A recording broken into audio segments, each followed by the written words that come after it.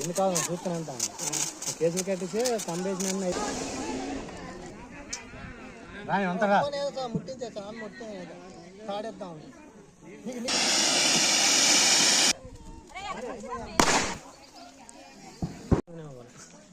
ఓం నమ శివాయ. హర హర మహాదేవ. శంభో శంకర. ఓ పార్వతీ పత హర హర మహాదేవ. పరమేశ్వర దేవత. ఓం నమ శివాయ.